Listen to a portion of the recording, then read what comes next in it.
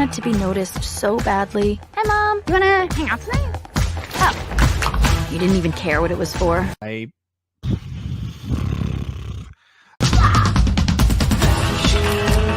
Mom! I got invited to a writer's retreat in Paris. Yes, really. No, God! No, God, please, no! We are here with the girl of the moment. You've been blowing up our Insta feed. Speaking of bombings. No! No! No! Welcome to group. We're all survivors here. Do you want to share? Oh.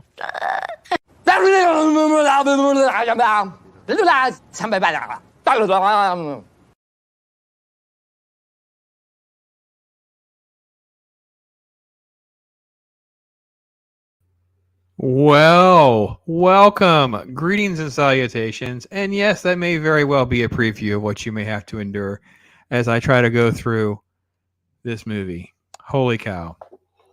Hail to you that are joining me or will join me after the fact to watch the insanity that is. Yes, Chris Persia's here. Hey, my brother. Thanks for all your help. The Machine, Roger. Ryan Roger Athay. There he is, the Machine. Finishing the videos. Sharon, thank you, man. Oh, 680 went away. We got to get that man clicked over. Let's do it, folks. Okay. This movie, how I get myself into these situations is probably a story we don't have time for. But let me just say this.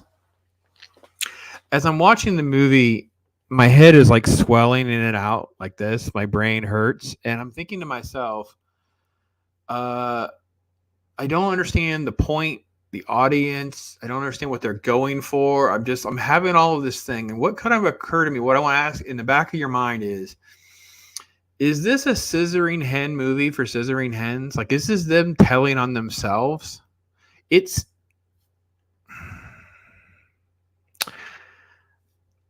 Okay, we're going to just do this. Here's the thing. We're going to have some fun. And I did watch it. Yes, I did. And Loki, you're more than welcome to come up here and chime in if you want. Hail to all of you popping in. Mike, Pacific 414. Hey, my brother. Matt, a common idiot. Thanks for enduring the pain so we don't have to. You have no idea how bad this is going to be. And I love to watch this movie to laugh at it.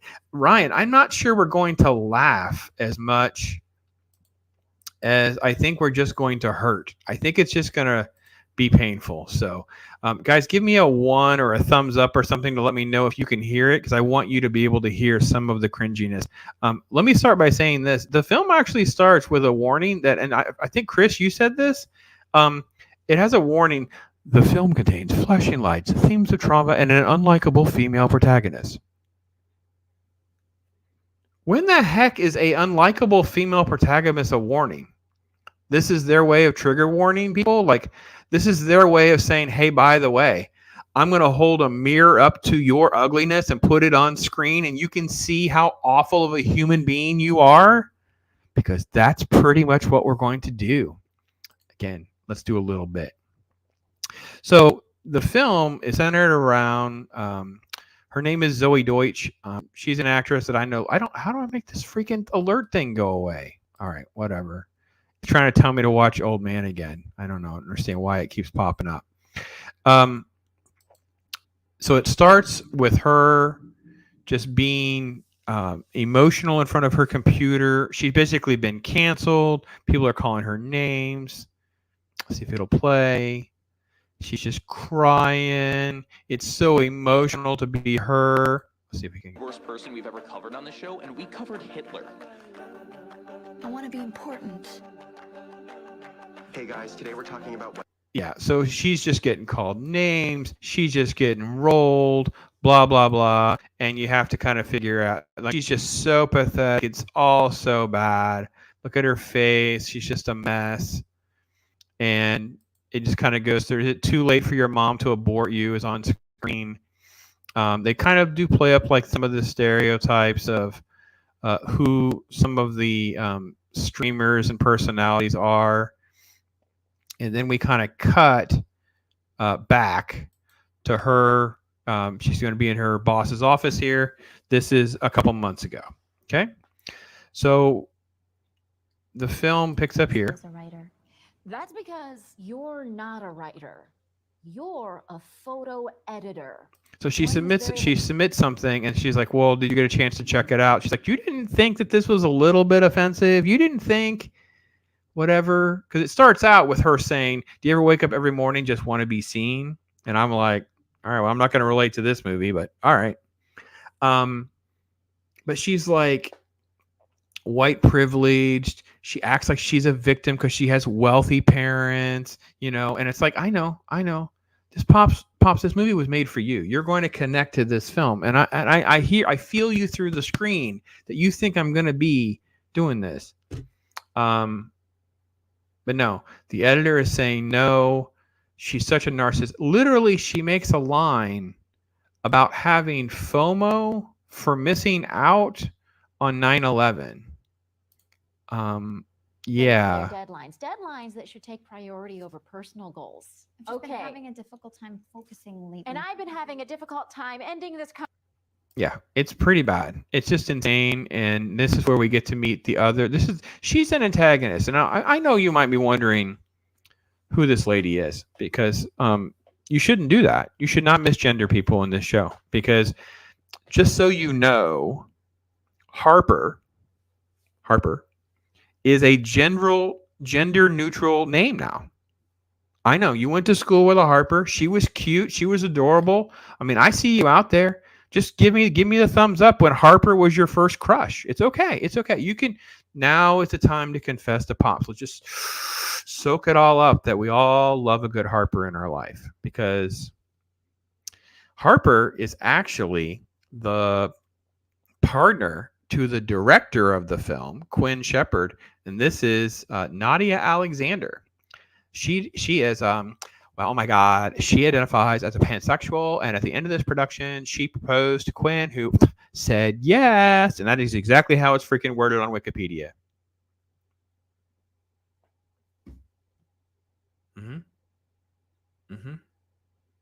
I volunteered to do this before I knew what I was volunteering for.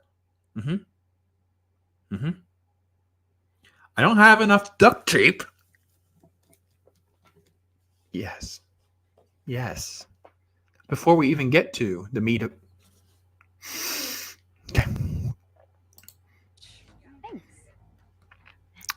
Is deplorably... Uploaded the new draft for Tuesday. Thank you. Yeah. And great work on that. She has so this is how lefty it is. It's like it's lefty full of like name and issue drops. So Harper, the suck up person, wrote a great article about RBG. Oh my God, RBG. So it's like, you get that constantly. So I ask you, they call the magazine that they're working for, or the paper, whatever the hell they are, depravity. And I thought to myself, are they mocking Vice? Or are they just saying that they are depraved individuals? Because that's how it goes. So here's Danny. I mean, she's so hot. I mean, we're going to get to that in a minute. But I want you to take a good look. She's got the blonde streak in the front.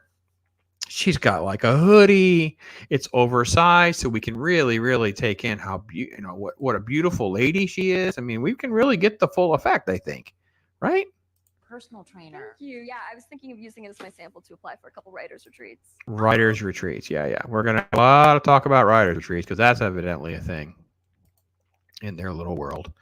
We're going to jump just a minute, because this was the awkwardness of this character, because they're trying to really make you connect to Danny Sanders. And I know,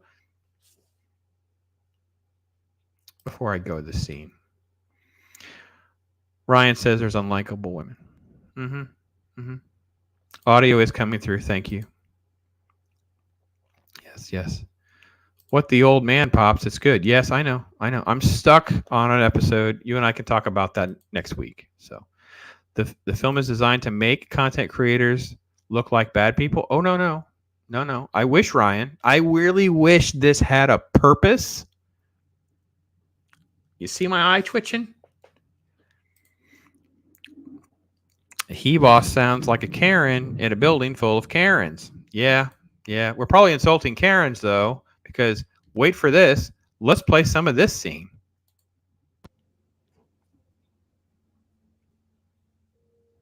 Is this queer bowling night only for Yeah. LGBTs? Yeah, Yeah. I'm sorry. They have queer bowling night. She was trying to invite herself, and that was how this plays out.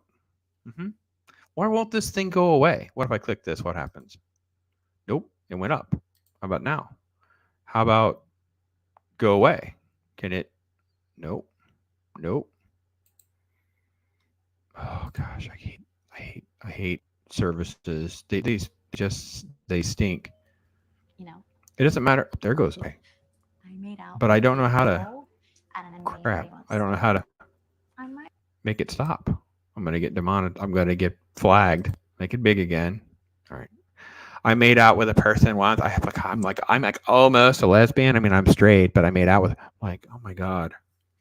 So this is how awkward and weird they try to present this character that we know gets canceled. And you're thinking to yourself, how could she possibly get canceled? I mean, she's obviously just going to fit right in, right? So then we get to see her in action a little bit because we get just a few minutes in. She goes outside. She has no plans for tonight because she wasn't allowed to be part of queer bowling. She tries to call her mom. Her mom's actually busy. And then she runs into this. So this is actually Dylan O'Brien. Now, Dylan O'Brien has been rumored to be taking over for Flash, Ezra Miller as Flash. They're going to just, face swap him in. You may know him from Maze Runner. And to be honest, he is actually one of the few people in this film who give like an immersive performance. But I don't want to give him credit because his character really doesn't do anything. He just plays this person. Yeah, he's trying to light a joint with 7 joints with whatever and be cool. So he starts talking all ghetto and she's just so enamored with, because I mean, look, I got to be honest. If any of you have had a hard time finding the ladies, fellas, this is what they're in for. This is what they're in for. They're in for this. Yes. The not okay movie. Oh yeah, Ryan. We're doing it though. We're breaking it down. Jacob Ironside, I see you there. I see you. So here we go. Let's go a little further because she's hot for this guy. And she takes a little smoke. Oh shit. Yeah. She's hip. She's down with the thing. So she basically he is some sort of like Instagram personality with photos. He's totally like Mr. Ghetto nonsense. And she starts talking about how she's going to go to Paris on some sort of writer's retreat and all that. And then they'll have these shots, which are very strange. I'll see you at work. Or I guess I won't. Yeah, because she's going to Paris. If you laugh like that, ladies, something's wrong. Because even the homeless lady is looking at her, shaking her head. Like, no. Okay. So then she decides that her solution to go to Paris is like $2,000. She decides that her solution is, I'm going to fake going to Paris. I'm going to Photoshop myself into these different photos. I'm going to basically do this big photo shoot. She calls out at work and she creates this whole fake plan of her in front of the arch and different things. And this is what she's doing, right? She's got it all set up. She's got her big plan. Colin's going to love me. Oh, my God, I'm going to win this guy over because, the pot-smoking ghetto fake Instagram person is the person that you got to have when you're this lady. I kid you not. This is the premise of the movie, is that she's going to fake this, and it's going to turn really, really bad. Because when she wakes up, her phone... I don't know. Can we hear it yet? Let's see.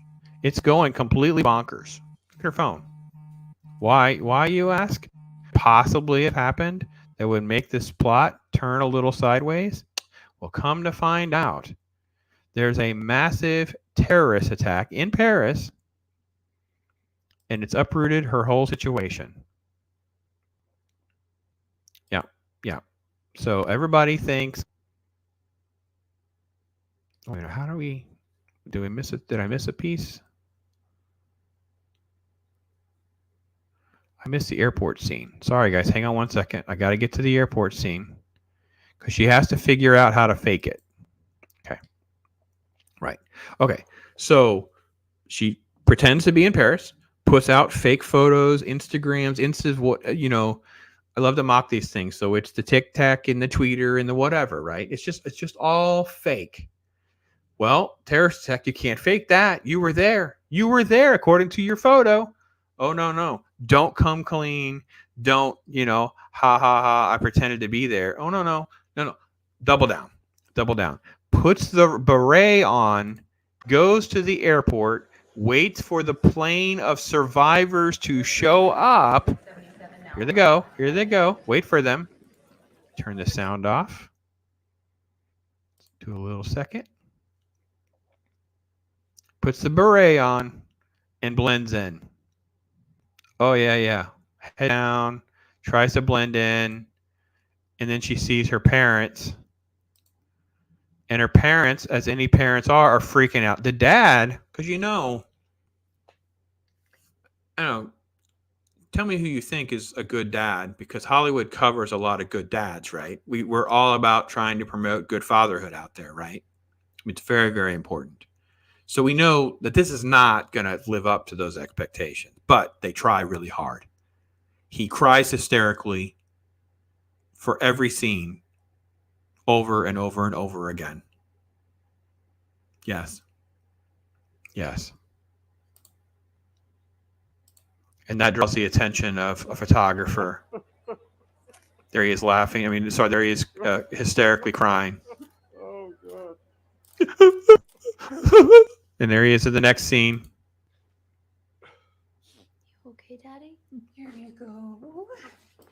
And he starts saying things like, I almost never would have you home for Christmas again, because she has literally faked all this. She's doubled down. She's living with her parents because she can't go out in the world, because she doesn't know what to do, because she's faked all this. And her mom, let me back up. Her mom comes in the room. This is her room. Yeah, this is her room in her mom's house. And the mom does, I love you, whatever, those kinds of things. Like, the mom is actually like trying to connect, like trying to say, I hope you're okay. I love you. I'm proud of you. Those kinds of things, right? So you think you would search for an exit or something, maybe. I know. It's not dumb. It's insane. Yes, Raj. Yes, Ryan. Keely Chow. Hey, my friend. I am hate watching, not okay. The insanity that is insanity. And men crying ridiculous. Well, he does cry hysterically. He's blubbering pretty regularly when he's on screen. So the parents are trying to be decent humans. She starts to have the first of sort of like these weird hallucinations. So this is her hallucinating or dreaming, because it starts as kind of like a dream, and then later she sees this faceless attacker. It's as though she was there when she was taking her photos and she sees this person. So this is the fictitious story that she starts making up in her head that she kind of runs with. And then it kind of cuts in and we get back to real life mess. So then when she shows up to Depravity, they treat her like a rock star, right? Because she's trending. Everyone wants to know her thing. They want to know if she wants to write a story about it. She's like, okay, I'll write a story about it, right? Take as long as you want. Come and go when you need to. Those kinds of things, right? So this is how it's playing out, and the story progresses, and they all suddenly want to hear from her, right? Suddenly, let's back up just a tad. You can see their faces. Yes. She's like holding court. Needed to leave. So I turned around to go, and as I was walking away, that's when it hit. She's just making up her details, making up her lies deeper and deeper, right? And then of course Colin shows up. This scene is so strange because I don't know what they were going for. Like, they go for this shot of Colin and they stand in front of this all orange background. So it's almost like it's going to be a photo shoot or a green screen. But as far as I can tell, nothing actually happens. They don't actually take photos or anything like that. And he just gives her a joint. That's his way of showing affection, by the way. It's hot, man. It's hot. So she starts writing.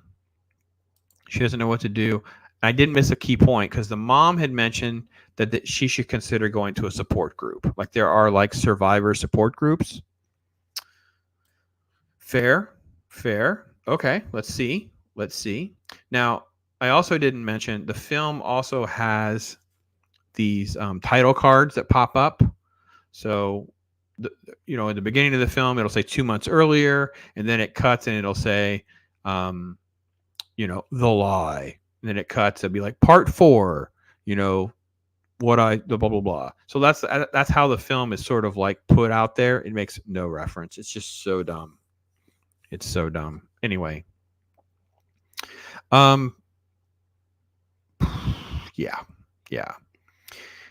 She goes to the support group, and this is where we meet the only decent character in the show.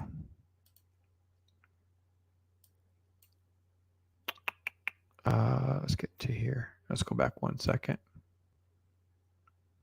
It glorifies gun violence. Okay, why don't we all just take it? She is cringy, but she actually has a story. Gunfire or explosions. You let your kids play those? You don't think that's normalizing a culture that glorifies gun violence? Yeah, she's awful. See, she hates video games because it glorifies gun violence because she'd been part of a mass shooting. Her sister had died, and she's an activist now. But I will say this. She tries to be a good person. So she is a character that is wrong and I can disagree with, but at least I can empathize with a character that is good-hearted. And I can tell you, I should say this. Let me ask you. I know what you're wondering, Pops. What are they going to do with her? Like, she's going to mentor her. She's going to make her a better person. Oh, no. They cut through group and they ask Annie if she wants to share. So yeah, let's see what she has to say. And how does it feel when the world looks that way to you? I don't know. Doesn't really feel like anything. So she says that a lot. There's a lot of, I feel like numb or whatever, but then she does like weird zany things, which I think I showed a little clip in our intro, where she'll just go, it's like, what on earth are they going for? Like, the warning of her being a bad female protagonist is just strange because I don't quite understand. Do they behave like this? Are they this? Like, this is not like mood swings or things. This is just a weird, dysfunctional child in an adult body. Anyway, she basically decides to, oh man, in chat, I don't know if you guys remember, Loki had on coach, and he used this term when you're trying to piggyback off someone else's fame or popularity or whatever, and I forget what it was, but she basically tries to ride the celebrityness of the poor girl, the Rowan. So she connects with her, and they're going to meet up. So the mentally ill girl gets canceled for being mentally ill. No, the mentally ill girl canceled because all of this comes out, and it just keeps getting worse, Ryan. So torture Pops with bad movie and TV reviews, like with Az that he. Okay, well, I am no Az. Az is a goat when it comes to that. But I'm like, what on earth are we doing? So she does the whole want to have lunch. No, I'm too busy. Do want to get together? No, I'm too busy. And this guy who was also in the spur, he walks up, goes, I'm free. I can go with you. I can do that. And she's like, oh, I kind of remembered the thing with the thing. And no. Okay, so it becomes a little stranger every time we have these hallucinations. But basically what she does is she steals all of Rowan's language in her speeches and her lectures and all of that. And she writes this article, and let's see what happens. So that's what she's doing. She's watching these videos of her.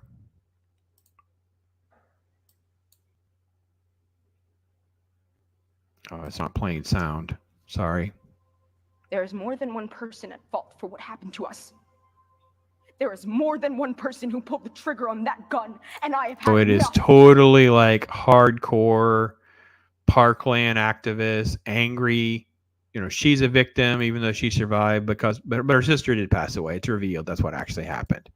So, of course, Danny has this insensitive, oh, it's so great to have a big sister. Oh, my God, I wish I had a big sister because I'm an only child, whatever. And Rowan just goes, oh, yeah, my sister died in the shooting. You're completely an a-hole, whatever. So that's pretty much what's happening in this scene. And then she takes her, what is this place called? I forget. They have a term for it. Again, if this exists, is this a thing? Hold on. Okay. Let's see if you guys know what they're talking about. Sure. Thank you. Okay. You know, actually, I wanted to take you here first. I think it could be super helpful. Before you write, you have to deal with why you're feeling stuck. Oh, okay. So, and then we'll go right. Come on. Okay. It's a rage space. So what you do is they go in there and they have baseball bats and whatever, and they just break stuff. Like they go full on office space, just trashing things, talking about their emotions and things like that.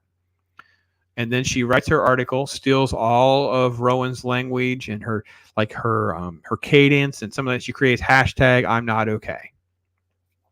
And she very cleverly doesn't talk about a lot of the details and things like that. She just kind of does this, holier than thou.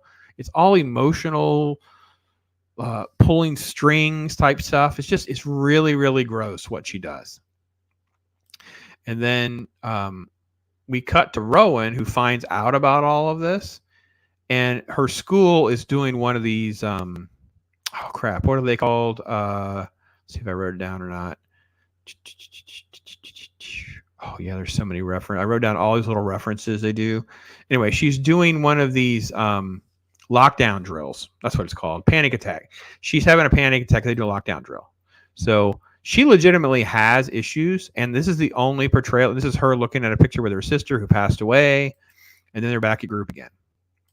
Like, oh my God, what was it like? You've had a crazy week or whatever. And she's just totally into all this. Rowan is trying to say is some people on the internet just aren't as nice as we'd like them to be. I think I can handle one troll on Twitter. She thinks look at the blue eyeshadow, and she's all done up because she's so emotional. And then when they go outside, she has these glasses on.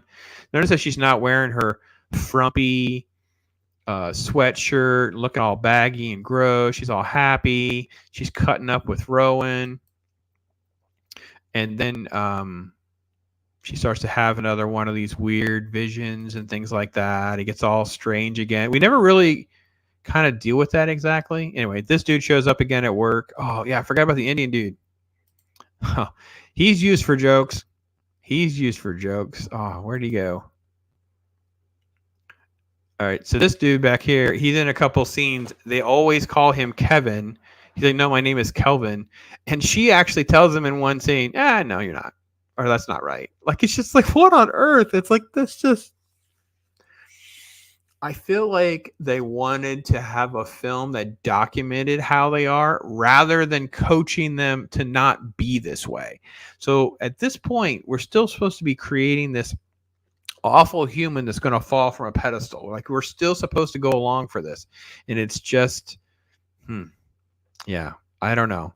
Riding someone else's coattail. Yeah, but it's even worse than that, Chris, because she actually kind of steals her Rowan's writing and techniques and tactics, and it just keeps getting worse.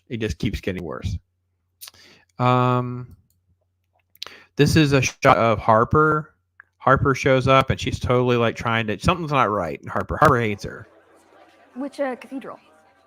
So she starts interrogating her, what was the name of the writing thing you were on? And, oh, well, we did this. Where did you go? Oh, my God, you went to the Notre Dame, and I did. Really? Okay. So Harper is totally going to be set up as the one that's going to out her. You can see it all percolating and get it set up. In that previous scene, I paused briefly. Colin asked her out on a date.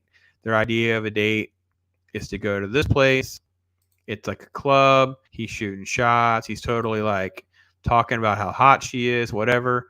And there's a quickie in a bathroom. And by quickie, I mean literally they do it and show it, and it lasts for 6 seconds. Dudes, and he doesn't take care of any responsibility. So we cut to a store, and she buys a Plan B, and they text about it. Yeah. And then meanwhile, she sees the group. They're having a kickball game because adults play kickball. Team building, kickball. She's dressed at the club, just had sex with Colin to the point where she needed to take plan B. And in the next scene, I kid you not, she's going to meet up with them to play kickball. Kickball. We don't have adults. We don't have adults in these magazines and in New York, and they pretend to be writers and bloggers and experts and create content creators and analysts. And the movie is showing you, they call it depravity. They are depraved. They're showing you, the curtain is back on how bad. I mean, Loki calls them scissoring hens. This is a scissoring hens movie for scissoring hens. I don't know that they look at this and they think this woman is bad. I think that they watch this movie and they go, oh my gosh, what will she do? How will she get out of this? I mean, and it goes bad. I mean, she's really got it's bad, but oh my God, she'll be okay, right? Like, it's going to be fine. Like, it was so crazy watching this. And then there's, okay, oh, yeah, that's right. They went to the club. So when they're at the club, there's like gift bags because, you know, they live in like this fantasy land, right? So it goes to the club and Colin's like, yeah, take a bag, take 10 bags. We don't care. So then she passes the same homeless lady because, you know, coincidence in New York, and gives her give her a gift bag. What the fuck am I? Yes, that's what she does. What am I going to do with all this stuff? Okay. Then she goes on TV. And it goes so badly because she can't stop talking about herself. And then Harper tries to show up. She starts. I know. You heard me. I'm sorry. Woo! All right. Interrogation ensues. She basically leaves her computer open. She runs off with it. She basically disrespects this guy because she's like, just get away from me, because he was already on to other ladies in the same night. Let's see. And then she's on an adventure. Oh, that's right, because she's going to go, and so Rowan is going to have a big speaking event, and she's asked Danny to come along, and she's going to speak too. And there's been all this like sisterly bonding and all of this, and there's jokes about a song and all of that, and the song that they pick is like an Avril Lavigne song where they're basically like talking about being a liar and a fraud. Like, it's so on point. I'm sure they think they're so clever with this. It's so terrible.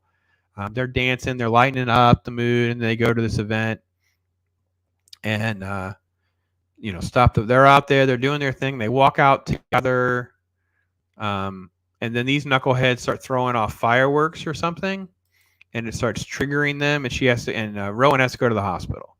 It's played up with like alt-right references, you know, it's played up with all that kind of stuff.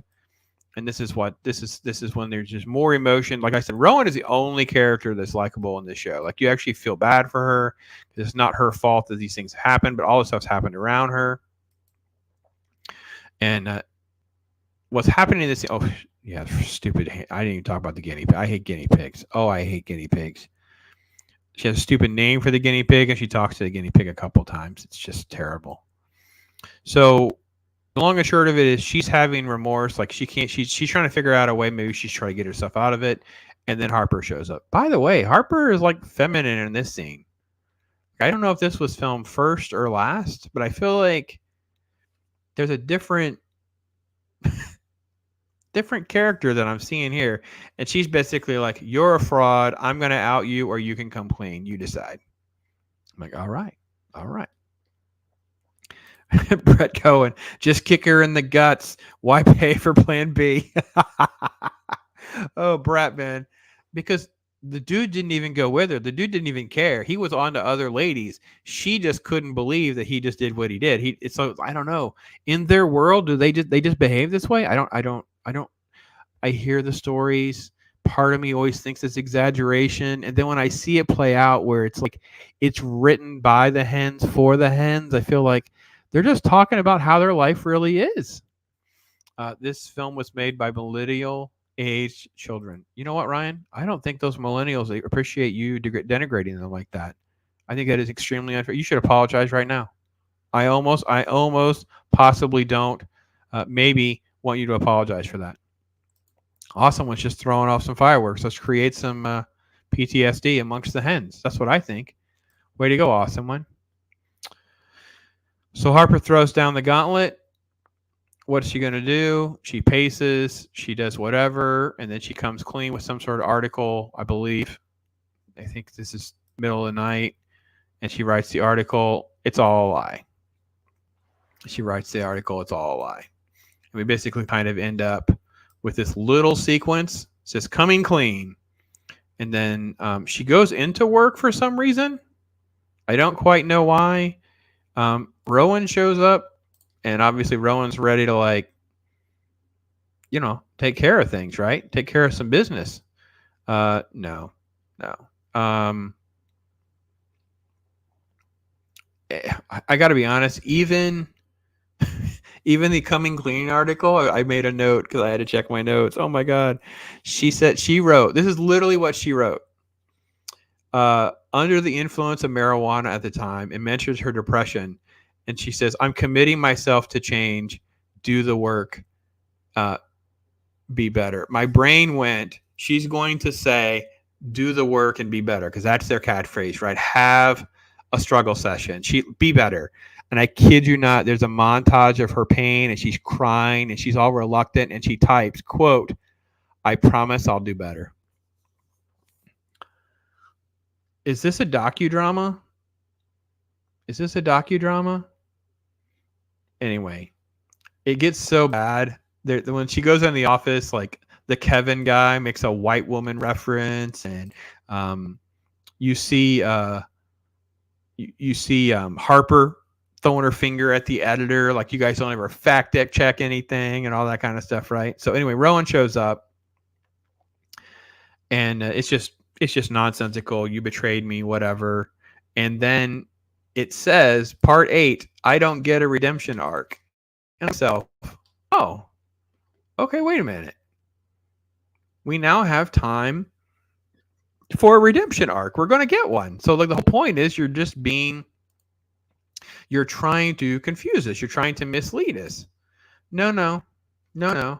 Like they cut the shots where people are doxing her, like these right-wing stereotype content creators are putting up her address and death threats and blah, blah, blah. And it's all being likened to real trauma and stuff. And I'm like, oh, she's attacked in some store. This was so weird. And I think what we're seeing is they think this is the scene where someone comes up to her.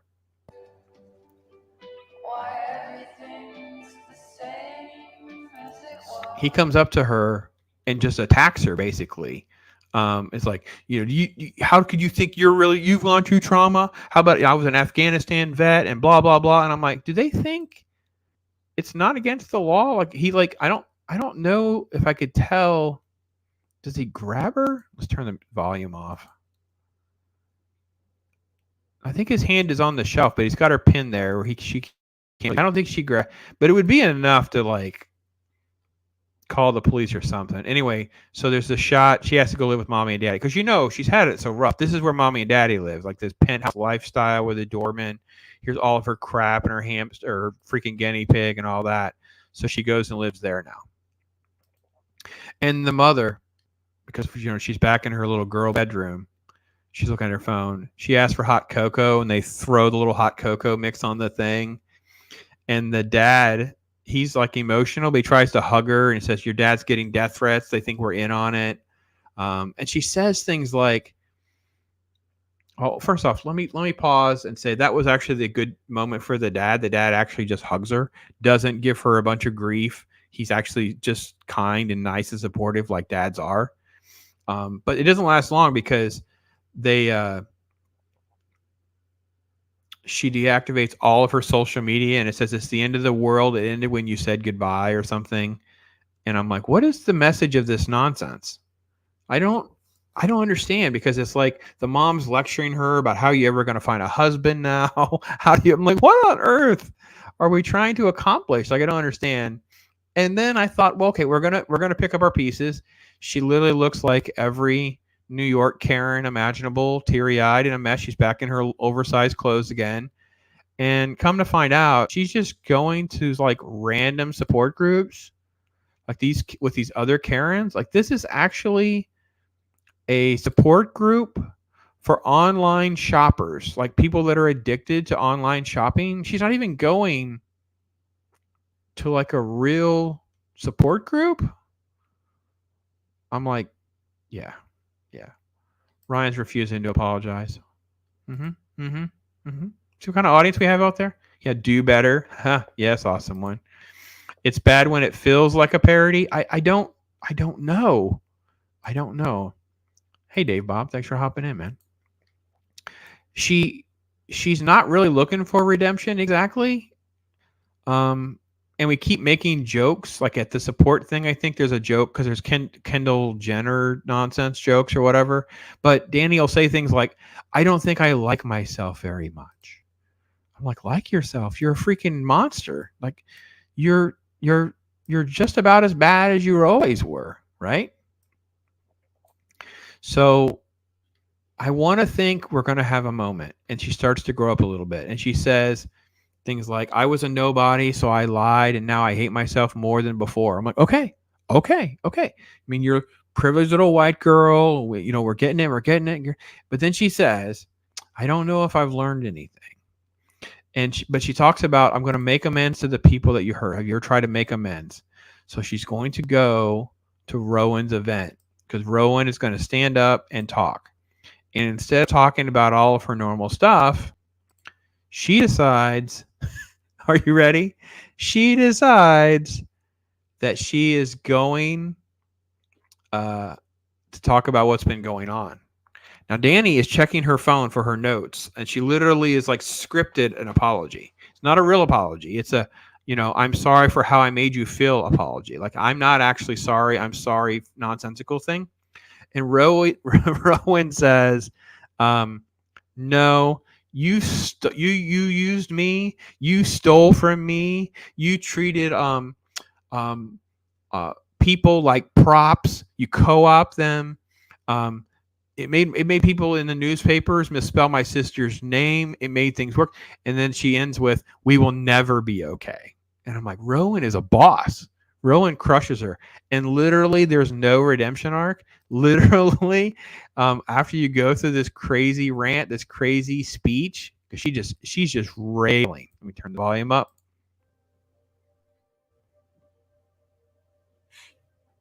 You know when the newspapers wrote about my sister, they misspelled her name? Yeah. I do know. Look how angry she is. I hope you realize that by doing this, you've only given me more to say. So maybe one day I'll forgive you, but we will never be okay. Ooh, boom, there you go. And she just leaves. She just sits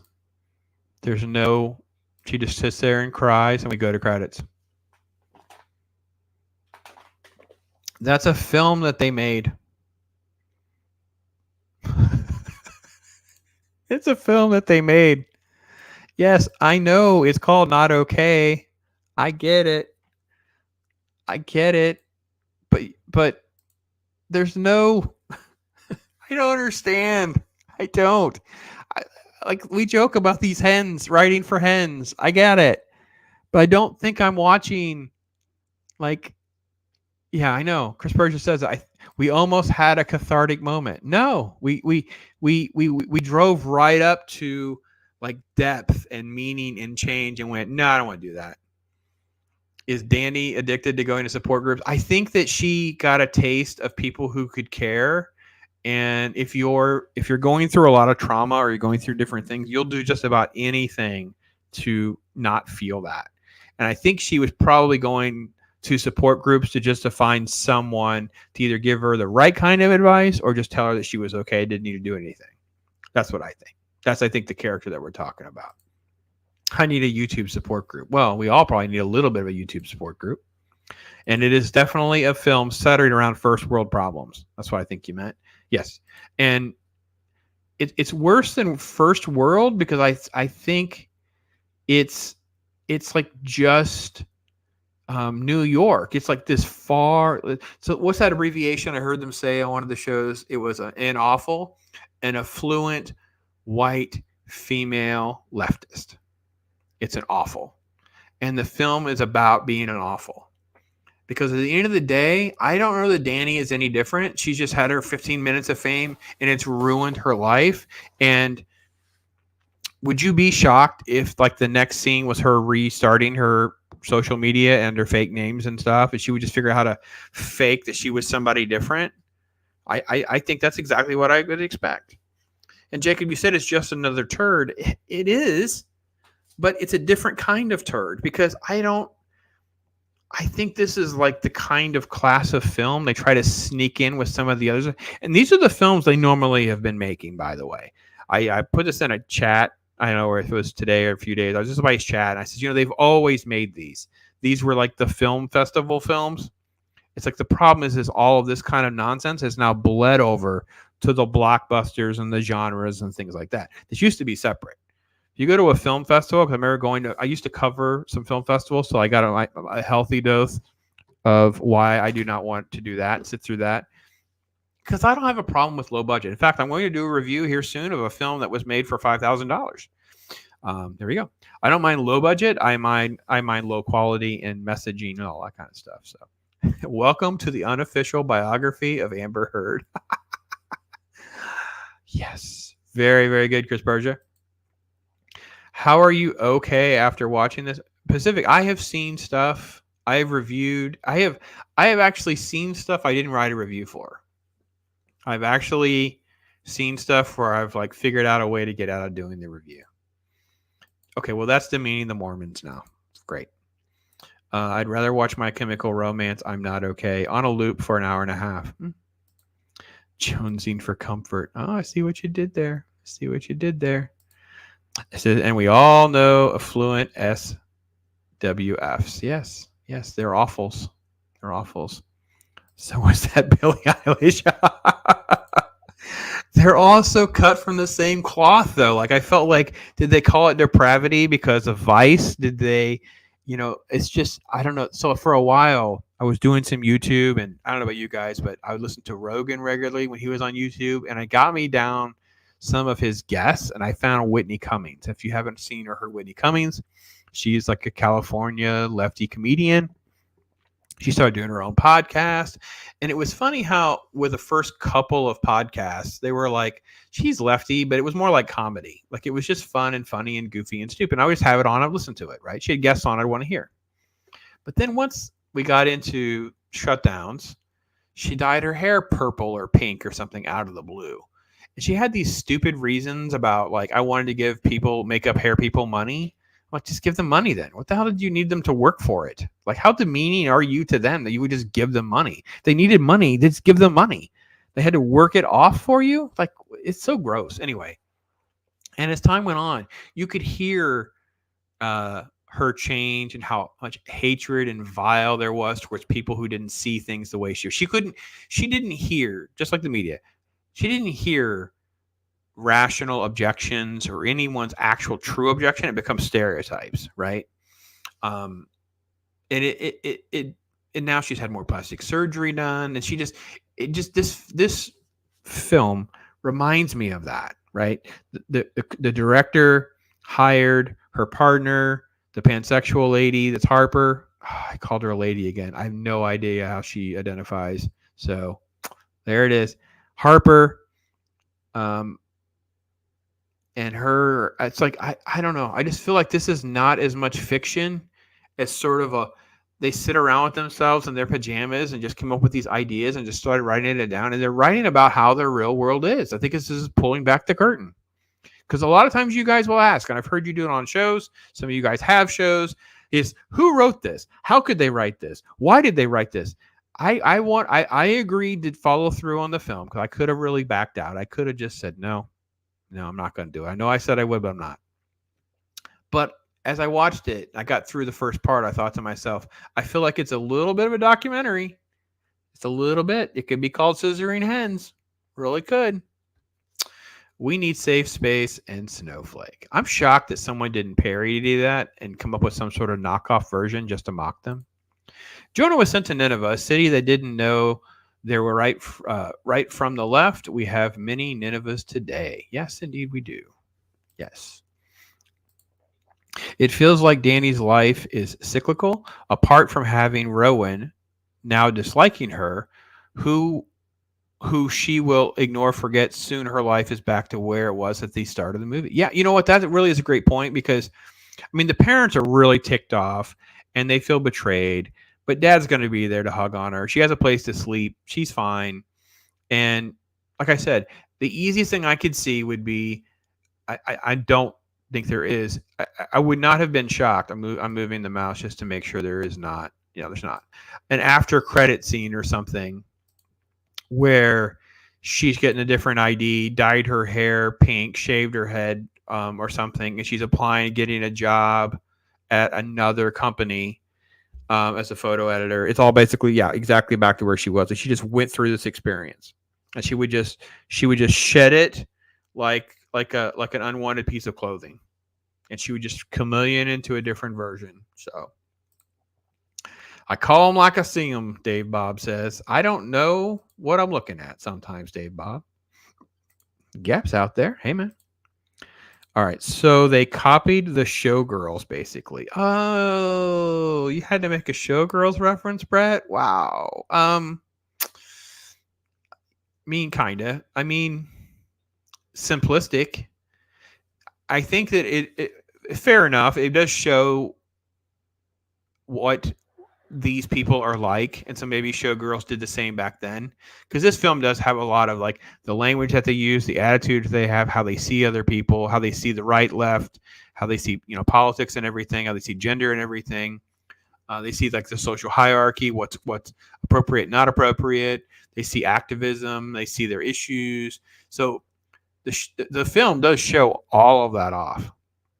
It really, really does. And like I said, Dylan O'Brien's performance is fine because he like immerses into this really stupid, weird character. There is one line which is funny to me. Harper says something to him about, come on, get over it, Colin, you're from Maine. And then he comes out of his character and just goes, yeah, Harper, we all get it, or something. And I'm like, huh. So they're even self-aware of people pretending and being that fake and phony. So I think it is a good sort of like finger in the wind. Dave Bob says water off a duck's back, man. Yeah, it's how you got to roll. It's how you got to roll, man. Got to roll. The Comics Gators versus the Thighs. 20-page issue 0. It's a comic Camel Moon is creating. What on earth are you talking about here? This is something you want me to look at, someone? Comics Gators. Changing the topic, obviously. Versus Thighs? What on earth are we talking about? Got to get more of that in my search. I'll have to look for it. I can't find it right now. Comic Camel Moon. Comic Camel Moon. All right, I'll have to look into it. Sounds like a parody. I like parodies. I like anything with comedy right now. And it's X-thems. Okay. I will say that this is one of my big passions right now, is to figure out how to bring comedy back and have more comedy and talk about comedies again, because people can't have come on. And I thought this film might be comedic. That's what they were going for. Indiegogo, cool. I'll find it. Because it was set up along that line. Like it was set up along the avenues that there would be comedy, but no, very little comedy. Mel Brooks. Dave Bob, have you heard my story? Like the ladies actually left me at the farm. Like this is extremely rare. They'll shop without me. Because let's be honest, you have to have someone to carry the heavy stuff. Because 99% of the time when we leave, we're buying big bags of food for animals.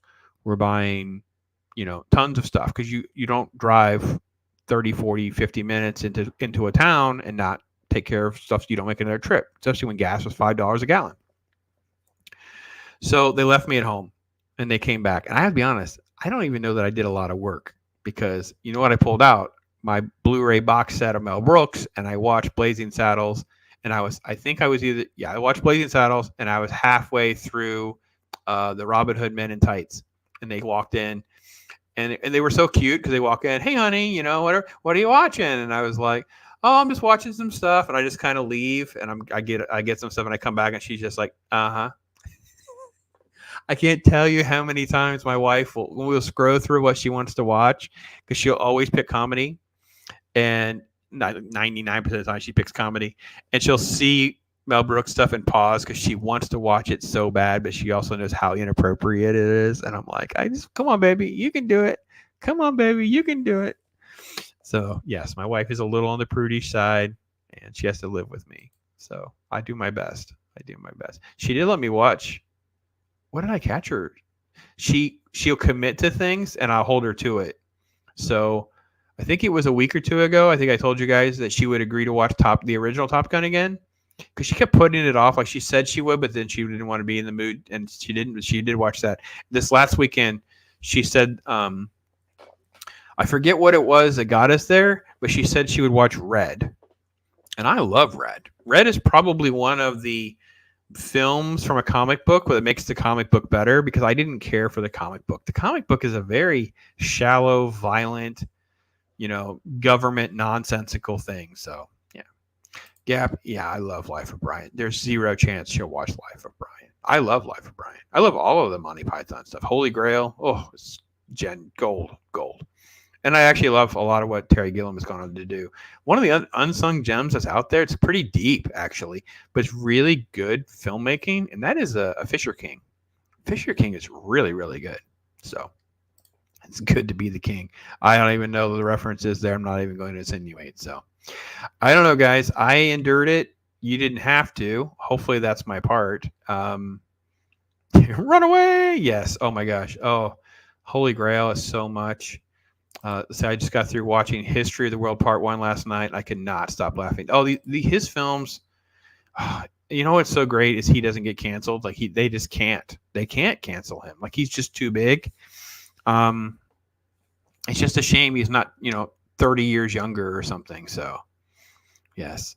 Decepticons Cave. Hey, man. Oh, you made it. Yes, thank you so much. Go back and catch all of my shenanigans trying to get through this film. Like I said, I don't know.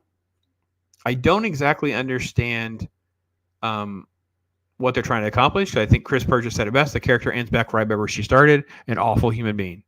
So are they telling themselves? I almost feel like they're almost calling. Maybe they're crying for help. Maybe they're crying out for help. So yes, I know History Part 1. Yeah, it's on my. I have a box set. I have a Blu-ray box set of all the Mel Brooks films. So yes, Mel Brooks. Yes. You should do a Mel Brooks night. If we do Mel Brooks, we would probably we do it on Talk Hard with Loki and Ironcaster, and maybe we could have a special guest or something. I think about doing that on Talk Hard. I don't know if you guys are up for that or not, but I thought about having a 4. The problem is I already feel like I don't get enough time for Loki and Ironcaster to talk, and really don't get enough input from them. So I always feel, because I'm still trying to feel my way along with this, right? So kind of remember, guys, for years I'm like the other guy, and then I kind of did some hosting, but I was with a partner that he was like an Uber planner, so a lot of the stuff that we would do together, it was very like structured. So Dave Bob says he went in on that. All right, you want to be in for a Mel Brooks night or something like that? We could do that. I'll talk to Loki about it. We'll see that. We kind of plan out a week or 2 or 3 with like flexibility. So, for instance, we ended up with the Ron Underwood interview that had a concrete availability for him because he was trying to be done with us before the Walking Dead thing started. So we kind of shifted. So now we have Prey, the Predator movie that comes out tomorrow. That's for Tuesday. So those are hard ones. So we actually kind of had a couple others that we've done. So we'll talk about it. I actually mentioned Johnny Dangerously. So let me go back to my notes and put Mel Brooks stuff in there. Because I have like notes. If you guys could just see my computer, you'd just be like, what is wrong with this man? I have issues. It's okay. It's okay. I'm going to make a note about my Mel Brooks stuff. Pick one. What would be the most offensive one? Blazing Saddles? Blazing Saddles the one that YouTube would not want us to do? Would that be the one that would not want us to do the best? Ryan's volunteering. Yeah. Anything by Mel Brooks, man. It's always good stuff. All right. John Cleese has an interview up from this year's Freedom Con in the U.S. from a few days ago. Good. Oh, cool. You know, I listened to yesterday. Russell Brand got me caught, and I was on the hook for Russell Brand for 20 minutes, 30 minutes. I've listened to everything on 1.5 speed, and he's just so funny. And what I love most about the Russell Brand videos, or at least recent ones I've heard, were, as a former celebrity and a drug addict, I'm just laughing my butt off when he would say things like that, And I know you guys like taking advice for someone who was in Forgetting Sarah Marshall. So let me go. I mean, I loved it. I love this self-deprecating attitude that he's acquired because they're so not like that. And again, circling back to this silly movie that we did. So I pray that you can make it through Prey. Listen, I've had mixed remarks about Prey. Loki was trying to tell me. And then, of course, I saw the Adam Mid-Thunder comment about it being representation or whatever. So listen, like I said, Gab, I can sit through anything. Think about what are the worst movies that you can think of that you would not want to sit through. I've probably seen worse because among the worst actually is a Disney documentary, a nature documentary called Bears. And I don't know if you've heard me tell the story, but I got a Saturday morning screening for the family. And my email said I could, because I have 5 kids, I could bring as many as I wanted. This is unheard of. So I could bring as many kids as I wanted. My boys didn't want to go. So I go to the screening, I believe it's with the 2 girls and my wife. There's 4 of us. My other daughter she was probably working or something. She had babysitting or something. She didn't come with it. I'm pretty sure there's at least 4 of us. Bears was so bad. And it was also like factually bad because it's supposed to be like a nature documentary thing, but it was also like it was made bad, cut bad, the audio was bad, and the facts were bad. I kept getting up and leaving and coming back with more food, and my wife just kept shaking her head because those are the things that she's picked up. We've been married for over 20 years, so she picked up on all of my things. So, Blazing Saddles or History of the World Part 1 would be the most inappropriate. Okay, yeah, that's what I think too. Blazing Saddles is a bigger name, and and we could just do History of the World Part 1 at a different time. Yeah, that sounds good. Yeah, Blazing Saddles, YouTube would definitely consider it inappropriate. Yeah, definitely that's the one I would want to do. I think with that one, Chris, we might want to figure out a way to like pre-cut the movie so we don't try to play it and we don't try to deal with it. We can just literally try to pre-cut it in a way so we can make it as inappropriate as we could without getting shut down. Like, wouldn't it be great if we had just like the little, we took the film, but you cut it so you could play pieces, but it would cut at all the spots right before you'd be in trouble, like almost like we're trolling them. I don't know how to do all of that because it would take a lot to download that movie and then try to cut it like that. But that would be the best way to handle it, probably, so that we could almost troll their censored, which is what I love doing. If you've noticed that a lot of times I'll show clips and things like that. And one is probably Ryan. You guys have caught on. So I was putting up like Pop's intros with different music and things, and I deleted some of them. Some of them I left up because I couldn't figure out which time I would get copyright claim to which I haven't. So that's why they're still there if they're there, and that's why you would see them going up and down. If you ever see something that's only like 10 seconds long, I'm testing the music or the length or whatever. And on this one, I'll just mute it. If they flag it, I'll just mute it or whatever. I have no allegiance to the not okay people. But like on Tuesday's show for the Tremors thing, those guys were like, they threw me comments. They were thanking me for using their clips. They wanted more press for their site. I'm like, yeah, we're good. If we can use clips, we're good. Let's see. I had a comment on my channel saying that Prey would be a good movie. Ryan, there are people that are saying it is a good movie and that it's been overblown, that she's not as big of a deal in it as we think, and she's just different than we think. She's just like, I'll see it in a few hours. I'll let you know. If you want to message me, I can give you like a little teaser review, but we're going to do it on Tuesday. I will probably have it watched. I'm usually up at about 4, 5. Let's see. I'll have it completely done by probably 8 or 9 o'clock. Probably time Loki's on the air. I could give you a little teaser review, so you can message me. So, but anyway, all right. Anything else you guys want to talk about real quick before we shut out? I got some reviews to review. I got reviews to. That is a consequence of being up at 4 or 5 in the morning, right? Right.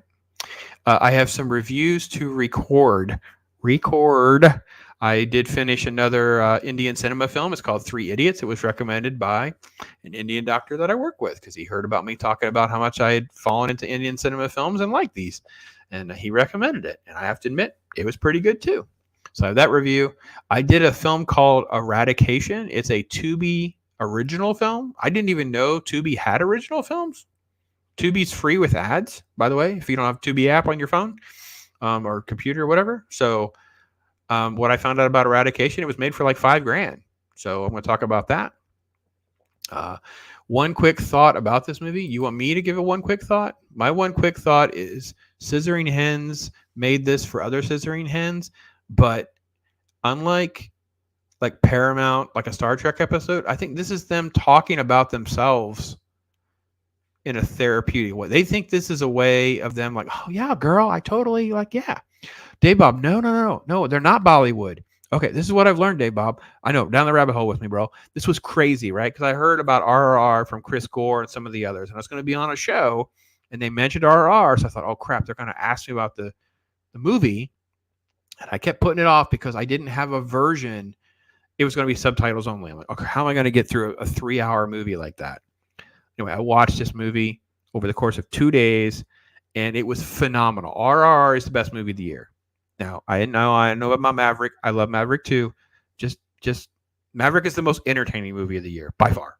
But RRR is epic on a new scale. Well, in their country, they have different states have different Hollywoods, and they literally put a different letter in front of it. So in North India, it's a lot of Bollywood. That's where you get all that singing and dancing. And I'll get through some of those, I'm sure. But in the South, there's one called Telugu. And the Telugu films is called Tollywood. And that's where this director, where these films have come from. So his name is S.S. Rajamouli. You go to my channel, you can see it. RR Review. His 2 previous films are called Bahubali 1 and Bahubali 2, which is like beginning and conclusion of this. It's this massive, epic. The thing that's weird for us is they don't have a problem. Actually, first off, they expect their films to be long so they get their money's worth. And they have no problem mixing genres together. They have no problem because they feel like it represents life better, right? So for them, having an epic with a little bit of romance and these musical sequences, they're okay with all of that, right? So it's just different. But what's weird is I've always dismissed the Bollywood stuff. I'm with you, Dave. I didn't want any part of it. I checked out. I've watched a couple, and I was like, no, they're not for me. And I have to admit, there are parts of these, and I think I'm being pretty honest. And I'll be honest, I don't have a problem talking about any film. I actually regret not doing videos on Squid Game, Alice in, I think it's called Alice in Wonderland. Is that what it's called? You guys would know. Borderland, right? Those are great. I should do videos, right? Because I don't have a problem talking about anything. And actually, I'm trying to find more. Because if everything else is crap, I might as well find something good to talk about people. So Jacob says it depicts the victimhood mentality in our culture right now of these millennials. I think it's more than just millennials. Oh, there's a line in that film. I'm sorry. In Not Okay, she refers to the zillennials. That's when she's talking about 9/11. I think. Go to my notes real quick because I wrote that down. I do take notes on a film like that because if I'm gonna go to a live stream where you guys would ask questions or want to start and stop it, I usually have a lot of notes compared to a film like Tremors that I've probably watched 30 times. I don't need it. I can't find the zillennials. I'd have to search it. Anyway, I think it's because she can't relate to 9/11 because she wasn't there to experience it. And quote, I didn't lose anybody. No one I know died or something. It's such a emotionally dysfunction. Oh.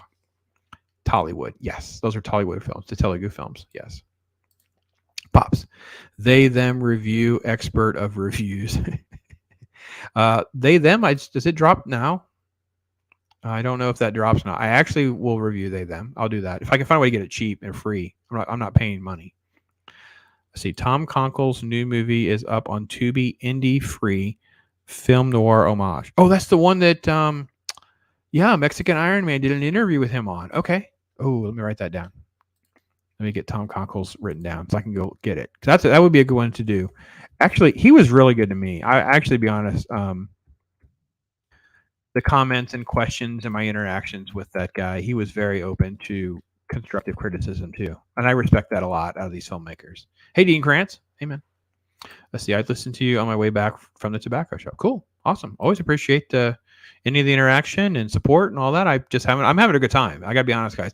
So to be honest, if this were like back when it was, I want to say I call it a paying gig because it was more like a side hustle for me. But reality is it was a paying gig. And it was like, I'd have 3 of these a week and I would be doing a not okay review anyway, because that's what the website would want or the radio would want or whatever the job was, you had to do it. So for me, when the conversation went down this rabbit hole about, did you see this for this? I think it's going to be funny or it's going to be whatever. I'm like, yeah, he'll review it. I'm sure he'll tell you he'll review it. I'm sure he can tell you what to think about it. And I thought to myself, what did they just volunteer me for? So, and I have to be honest, I think I should do more of that, right? I should do more of like the stuff that's off genre, because the movie reviewer thing is part of the brand, I guess. Like, I don't think of myself as a brand. I mean, the joke today at work was if I had a social media manager yet, or social. So if anyone wants to apply for the social media manager, I promise that I can pay you with kindness and love, because I'm not making any money yet. So keep you posted on being a social media manager for me.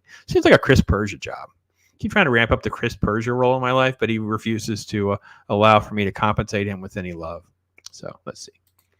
That statement is not is so superficial. I did not know any Marines killed in Beirut, but I can feel the loss of families and buddies. Yeah, right. It was so strange in the movie that there was so much of that. But doesn't that explain?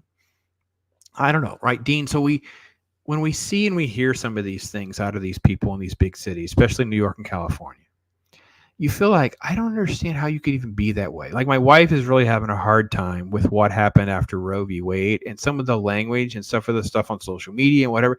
She starts using the word evil. And I'd been covering this stuff for over a decade, so I'm almost like desensitized to it. But when I watched this movie, I thought to myself, I'm listening and looking at people explain how dysfunctional they are. The movie is really almost like showcasing all of that for us, so we know. But I think, Dean, this is the same mental disorder that we have with the people that say, I can't see myself. This is Loki's show this morning, right? I can't see myself unless they look like me, or I can't see myself because no one's gay on screen. I can't see myself if no one's this or that or whatever.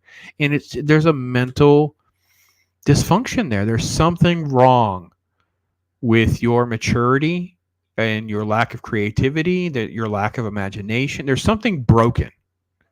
And I'm not sure we can Venn diagram and coexist on that one. So the newest Memology video. Oh, okay. Those videos. Memology 101 is freaking great. I love that guy. He's great at stuff. So anyway, so yeah, I got to cut out because I have to go record videos for you guys. Right. So I did post a Graham Nolan clip. I got another Graham Nolan clip for tomorrow morning, but I have review videos on Eradication, 3 Idiots. I don't know what else I got. I got something else, I think, but it's in my notes. I have to figure it out. So, and I'm in the middle of watching another long film. So I got a box of comic books to go through.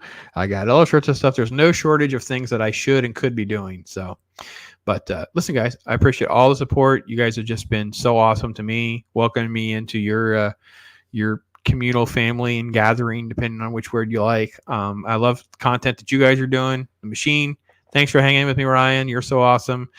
Chris Persia, just rocking. He's just and by the way, guys, you have no idea how much support and help he gives us all behind the scenes, just trying to kind of encouraging me and supporting me. It's just he's just been great. So let's see.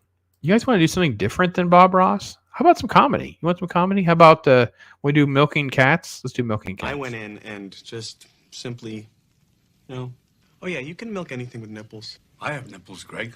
Could you milk me?